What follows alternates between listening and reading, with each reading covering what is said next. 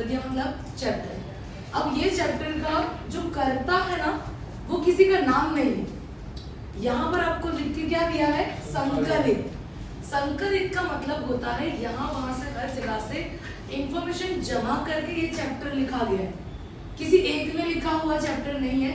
Newspaper या तो फिर जो सुधा मूर्ति है इनके इंटरव्यू, ये सारी बातों में से हर जगह से सुनकर देखकर आपका ये चैप्टर बनाया गया है, जमा की गई इंफॉर्मेशन है, इसको क्या कहते हैं, संकलन। उसके बाद है प्रकार। प्रकार का मतलब होता है रेखा चित्र, किसी ने कोई बात कहीं पर लिखी है वही सेम बात आपको यहाँ पर लिख के दे दी गई है, उसको कहते हैं रेखा चित्र। किसके बारे में है भाई, सुधा मूर्ति के बारे में है, जो कि महिलाओं के लिए एक इंस्पिरेशन बनी, एक प्रेरणा मूर्ति बनी है। क्यों, तो भाई उसने वो काम करके दिखाया जो किसी ने शुरू नहीं किया था। आपके हेतु में दिया हुआ है आज के जमाने की महिलाओं के लिए कोई कार्य कठिन नहीं है, उसने वो काम करके दिखाया कि जो कभी शुरू भी नहीं हुआ। और उसने इंटरव्यू में गई थी, वहां पर ये बात कही भी थी कि भाई कठिन कार्य महिलाएं भी कर सकती है, हमें कहीं से तो शुरुआत करनी होगी। और ऐसे काम उसने किए जो आपको चैप्टर में दिए हुए, और आगे चलकर उसने अपनी खुद की एक कंपनी खोली। सेकंड यहाँ पे लिखा है स्त्री कुशलता का परिचय दिया है। ये पूरे चैप्टर के अंदर आपको एक ही बात सिखाई है कि भाई चाहे लड़का हो या लड़की, स्त्री हो या पुरुष हो, अगर एक बार ठान ले कि ये काम करना है, मेहनत करनी है, परिश्रम करना है, तो किसी भी जेंडर का हो उसके लिए कोई काम कठिन होता नहीं। और यही चीज सुधा मूर्ति की लाइफ से महिलाओं को सीखने की मिली है कि आज के जमाने की जो महिलाएं हैं उनके लिए कोई कार्य कठिन नहीं है, वो किसी भी क्षेत्र में किसी भी फील्ड में काम कर सकती है, किसी भी तरह की कोई रोक टोक किसी पर नहीं। और यही स्त्री कुशलता ये चैप्टर में आपको बताइए। स्त्री कुशलता का मतलब होता है वुमन एम्पावरमेंट, कुशल होना, ताकत होना। क्लियर? चलो अब चैप्टर स्टार्ट करते हैं। अब स्टार्टिंग होती है 1974 से 1974, जब सुधा मूर्ति एक स्टूडेंट थे, एक छात्र थे। कहाँ के छात्र थे, तो यहाँ पे मैंने लिखा हुआ है भारतीय विज्ञान संस्थान, Indian institute of science Bangalore, वहां के वो स्टूडेंट थे। ठीक है, कंप्यूटर क्षेत्र में वो पढ़ाई कर रहे थे सुधा मूर्ति। अब क्या होता है, इंडियन इंस्टीट्यूट ऑफ साइंस के वो स्टूडेंट थे, तो वहां के नोटिस बोर्ड पर एक विज्ञापन देखते हैं। विज्ञापन का मतलब होता है एडवर्टाइजमेंट। विज्ञापन मतलब एडवर्टाइज की चीज, इसकी कोई पोस्टर या कोई बैनर लगा हो उसको हिंदी में कहते हैं विज्ञापन करना, इंग्लिश में कहते हैं एडवर्टाइज करना। तो विज्ञापन था नोटिस बोर्ड के ऊपर, भारतीय विज्ञान संस्थान के अंदर वो स्टूडेंट थे तब। अब वो विज्ञापन के अंदर लिखा हुआ था ये टेल्को कंपनी के द्वारा कि टाटा ऑटोमोबाइल कंपनी परिश्रमी इंजीनियरों की आवश्यकता है, मेहनत करने वाले इंजीनियर उनको चाहिए जो फैक्ट्री में मशीन चला सके, फैक्ट्री में काम कर सके। और उसके बाद नीचे छोटे छोटे अक्षरों में लिखा था नोट, महिलाएं उम्मीदवार न भेजें। नीचे क्या लिखा हुआ था कि भाई महिलाएं जो है वो इसकी उम्मीदवारी, इसका लेटर, इसका पत्र नहीं भेज सकते, ये महिलाओं के लिए नहीं। जब सुधा मूर्ति ने ये एडवर्टाइज देखी, ये विज्ञापन देखा, तो उनको ये बात पची नहीं, उनको ये बात हजम नहीं। उन्होंने देखा कि भाई ये कैसा अन्याय महिलाओं के साथ, महिलाएं चाहे तो कहीं पर भी काम कर सकती है, ये तो अन्याय हुआ, जेंडर डिस्क्रिमिनेशन हो गया, ये नहीं होना चाहिए। तो वो डिसाइड करते कि ये जो टाटा इंडस्ट्री के जो मेन प्रमुख है ना, उनको वो लेटर लिखे। अब टाटा ऑटोमोबाइल कंपनी भाई क्या करती है, क्या बनाती है, तो तुम लोग को पता हो नहीं, मैं बता देती हूँ।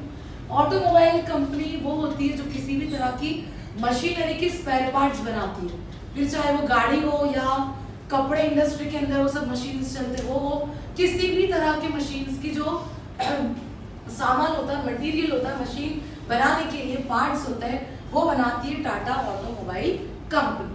अब वो लिखती है लेटर JRD टाटा को, जहांगीर टाटा को, जो रतन टाटा का बेटा है, उसको लेटर लिखती है JRD टाटा को, और उसमें लिखती है कि भाई भारत देश में आप लोगों की कंपनी का तो बहुत बड़ा योगदान है, बहुत बड़ा नाम है आपकी कंपनी का।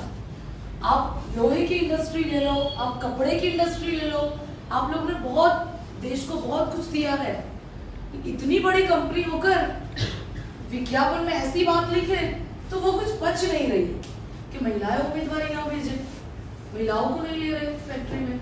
ऐसा क्यों? ये लेटर वो लिखती है जे.आर.डी. टाटा को पुणे में।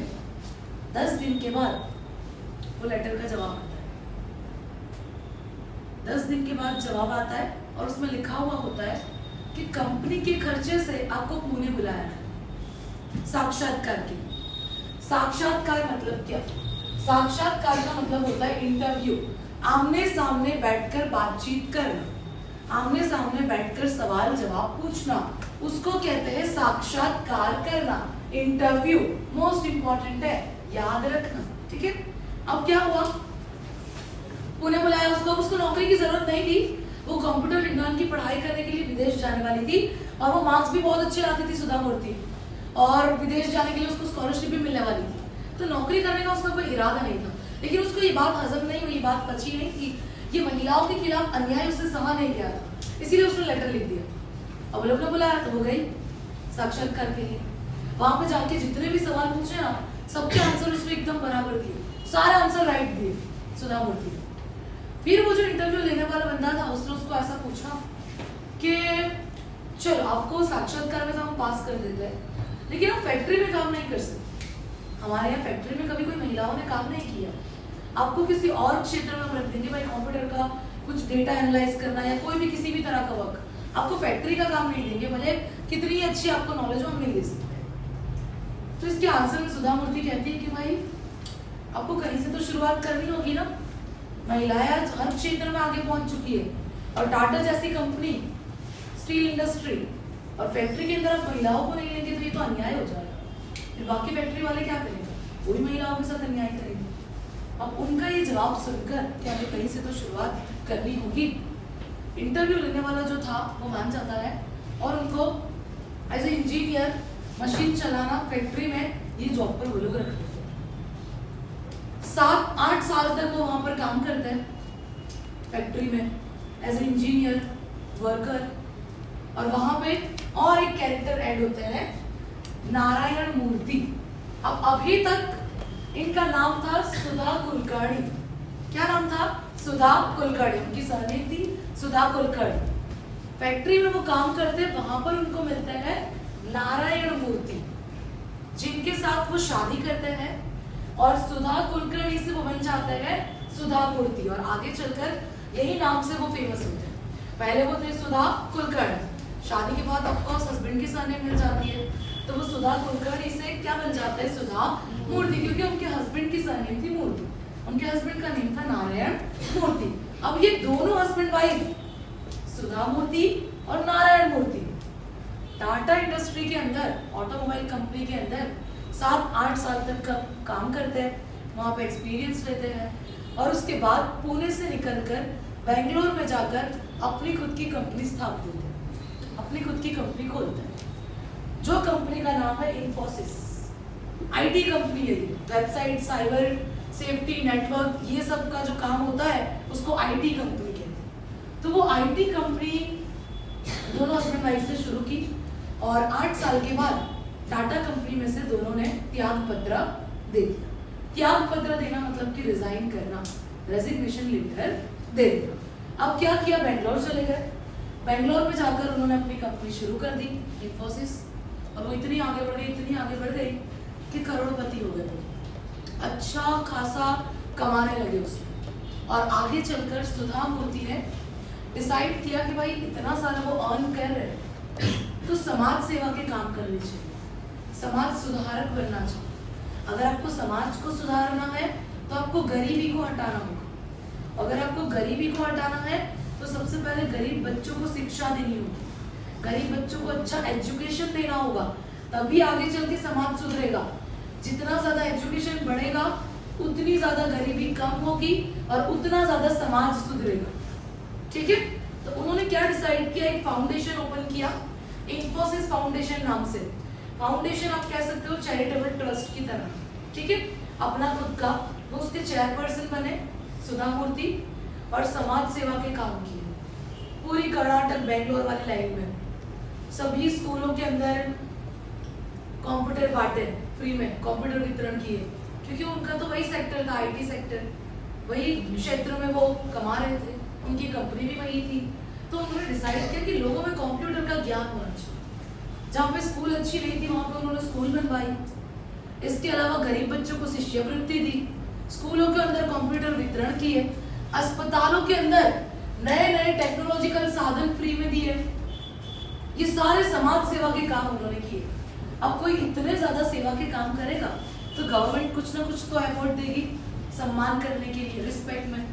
तो उनको कर्नाटक जो गवर्नमेंट है, कर्नाटक जो सरकार है, उन्होंने अलग अलग बहुत अवार्ड दिए।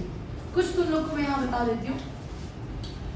फर्स्ट है राज्योत्सव पुरस्कार, सेकंड है ओजस्विनी पुरस्कार, थर्ड है millennium Mahila Shiromani award, fourth women of the year 2002 FM radio की तरफ से मिला था। ऐसे कई सारे अवार्ड उनको मिले और एंड में अभी भी उनका फाउंडेशन चल रहा है और वो अभी भी ये सारे सेवा के काम कर रहे हैं। गरीब बच्चों को स्कूल में शिष्यवृत्ति देना, कंप्यूटर ज्ञान फैलाना, जहाँ पर कंप्यूटर की जरूरत है, पैसे नहीं है, गवर्नमेंट नहीं पहुँच रही, वहाँ पर उनके फाउंडेशन की तरफ से पैसा दिया जाता है, लाखों रुपये दिए जाते हैं। अस्पतालों के अंदर टेक्निकल नए नए उपकरण, नए नए साधन वो प्रोवाइड करते हैं, वो भी बिल्कुल फ्री में। ये सारे काम वो अभी भी कर रहे हैं और आज की तारीख में वो राज्यसभा के मेंबर भी हैं। कौन? सुधा मूर्ति।